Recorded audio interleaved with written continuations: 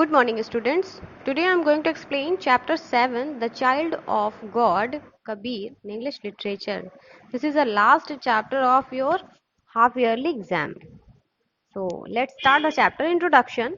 Kabir Das was a great sant. Kabir Das एक महान संत थे. He preached the people for sympathy, brotherhood and condemned superstitions and communalism.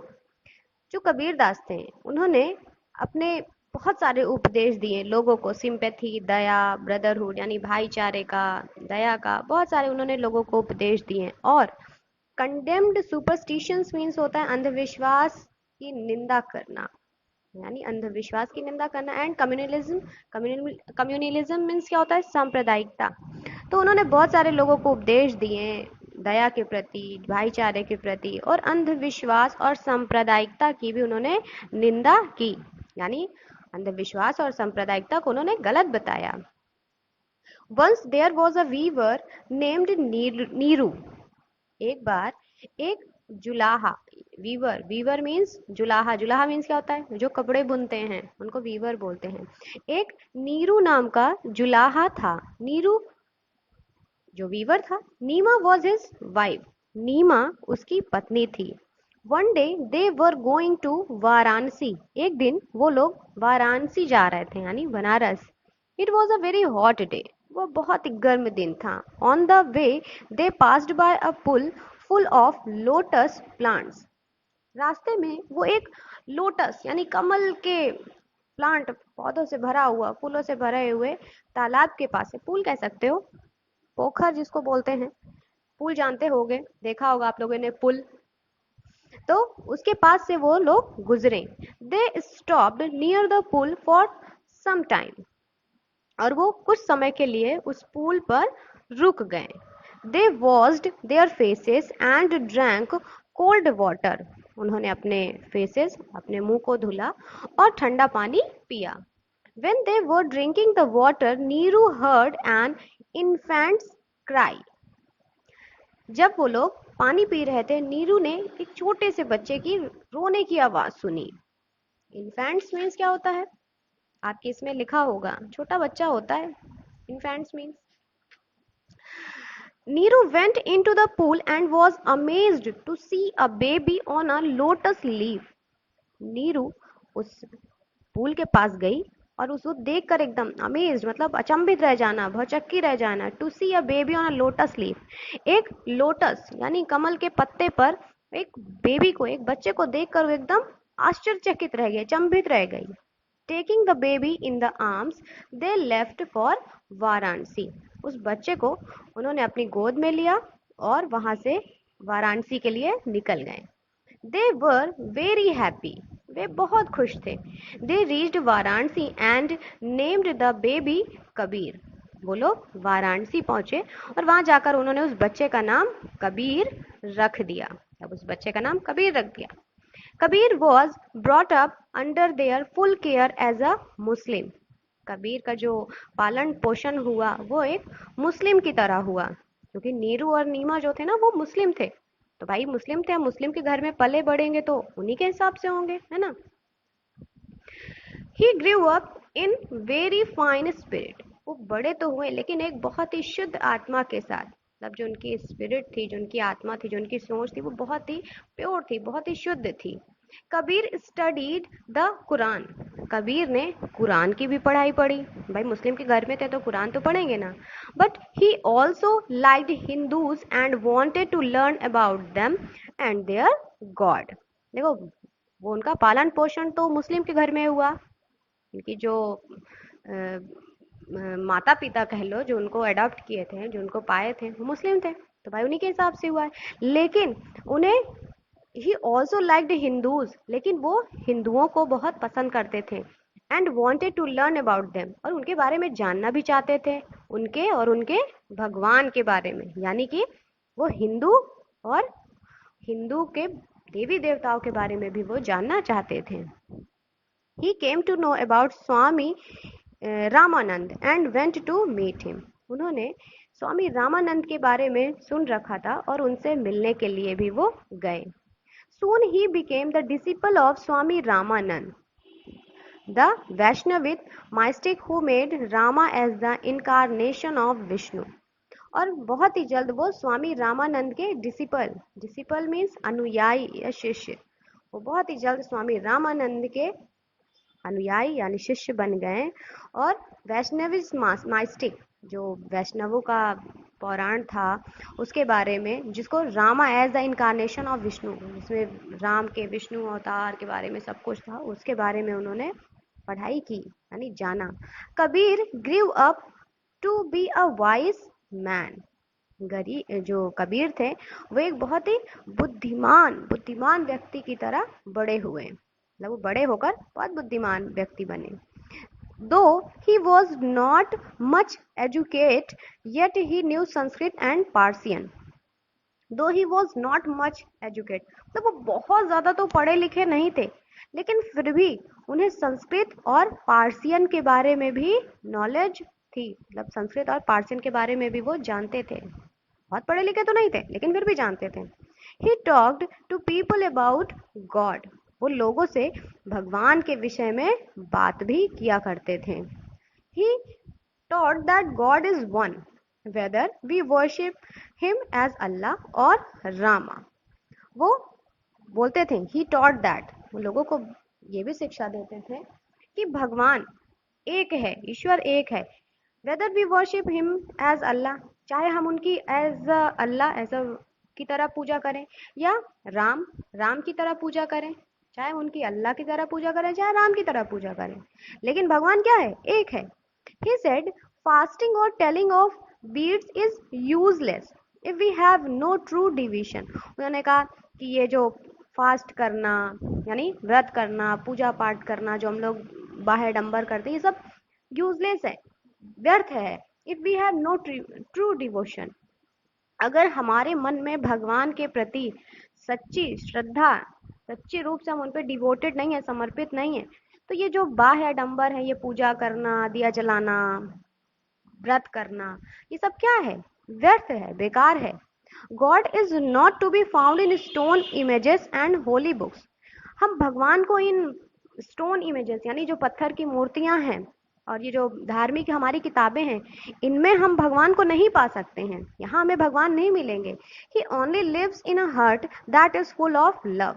भगवान हमें वहां मिलेंगे जिसका हृदय प्रेम से भरा हुआ हो, यानी जिसके हृदय में सच्ची भक्ति, श्रद्धा, प्रेम भावना हो, उसमें भगवान मिलेंगे। ये मूर्ति पूजा करने से और किताबों में भगवान नहीं मिलेंगे हमें। Showing the remembrance of the Almighty is of no use because the Lord is not happy. उन्होंने कहा कि जो हम हमेशा दिखाते रहते कि हम भगवान को पूजा कर रहे हैं, बहुत विश्वास करते हैं, ये इसका कोई यूज नहीं है, इसकी कोई ज़रूरत नहीं है, because the Lord is not happy.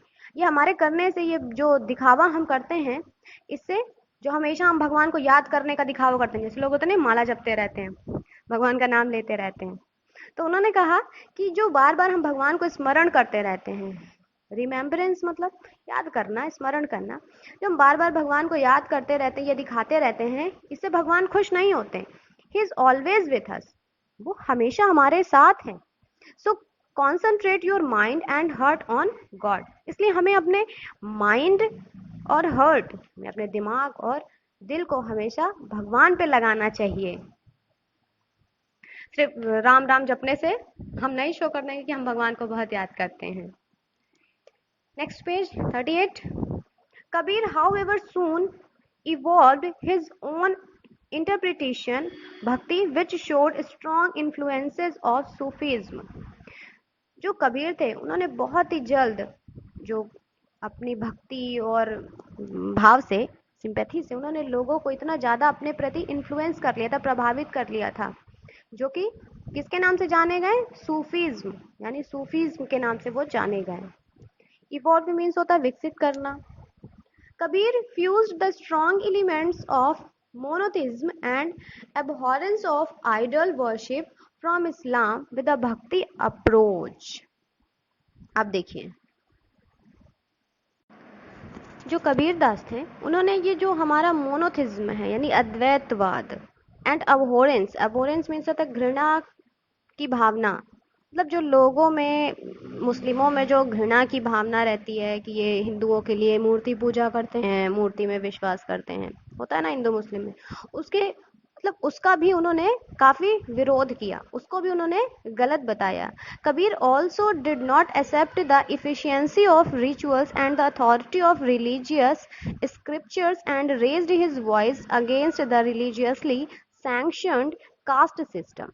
इसके साथ ही साथ उन्होंने जो ये रिचुअल्स, जो हमारे रिचुअल्स होते हैं, कर्मकांड कह लो, उसके उसको भी उन्होंने एक्सेप्ट नहीं किया, उसको भी उन्होंने नहीं स्वीकारा। ये जो हम लोग कर्मकांड नहीं करते, पूजा भक्ति, ये दुनिया के रिचुअल्स होते हैं, ये मानना है, वो मानना है, ऐसा नहीं करना, वैसा नहीं करना, हम लोगों के धर्मों में होता है, तो उसको भी उन्होंने एक्सेप्ट नहीं किया। And the authority of religious scriptures, जो हमारे शास्त्रों में, जो हमारे शास्त्र हैं, उसमें जो धार्मिकता लिखी हुई धर्म के प्रति, जो हमारे शास्त्र हैं, उसके लिए भी उन्होंने आवाज उठाई। किसके लिए? जो हमारे धार्मिक जो शास्त्रों में जो हम लोग में लिखा है सैंक्शन कास्ट सिस्टम, जो ये कास्ट सिस्टम है, उसके विरोध में भी उन्होंने आवाज उठाई। ये जो जात पात जिसको कह लो, छुआछूत।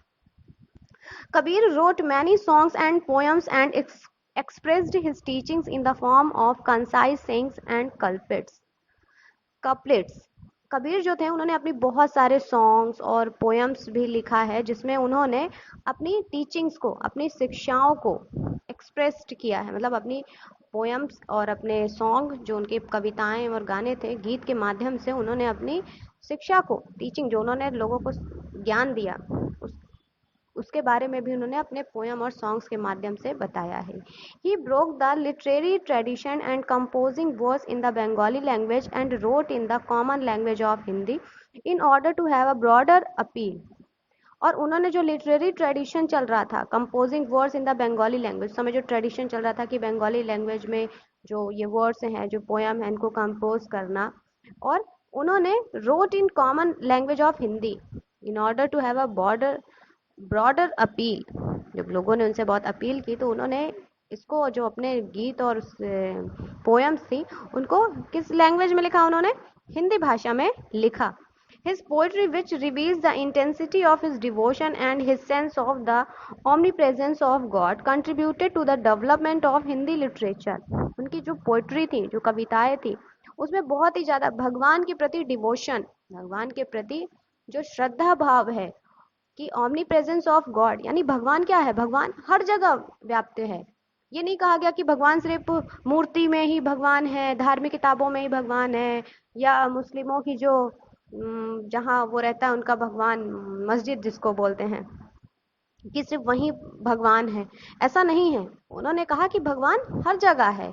Contributed to the development of Hindi literature. और उन्होंने जो ये अपनी पोयम लिखी, जो उन्होंने बहुत सारी पोएम्स लिखी जिसमें उन्होंने भगवान पे डिवोशन किया, भगवान पे श्रद्धा व्यक्त की, वो हमारे हिंदी साहित्य में उनका बहुत ही बड़ा योगदान है। People learned his songs and poems by heart and sang them while they worked. जो लोग थे उन्होंने उनके पोएम्स, उनके सॉन्ग्स को दिल से, मतलब स्वीकारा, सीखा, दिल से सीखा, और जब वो काम करते थे तो उसको गाया भी करते थे।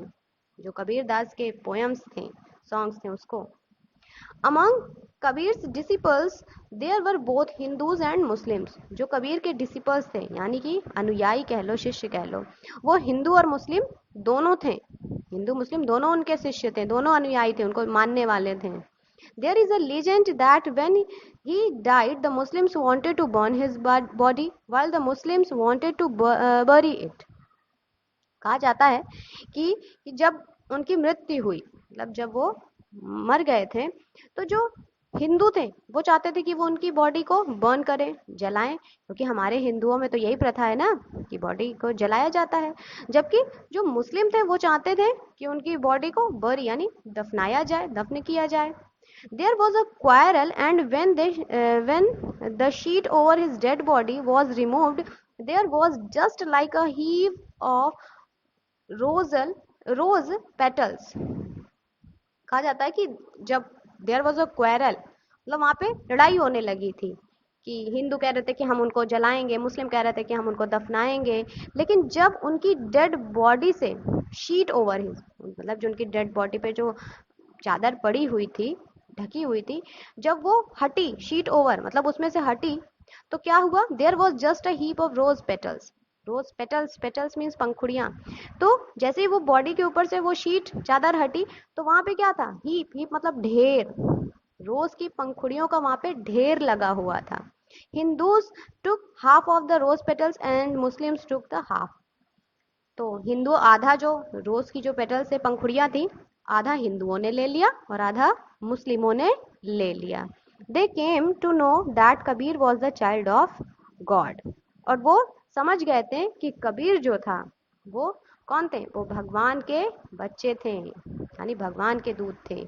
He could not be bound to Hindus और मुस्लिम। उनको हिंदू और मुस्लिम ये चीज उनको बांध नहीं सकता था, यानी ये जात पात, ये हिंदू मुस्लिम धर्म, ये उनको बांध नहीं सका कबीर दास जी को।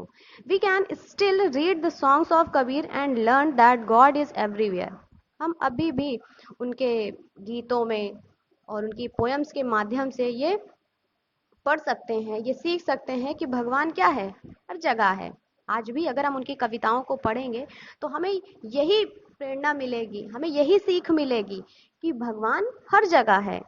God loves all human beings and other creatures equally.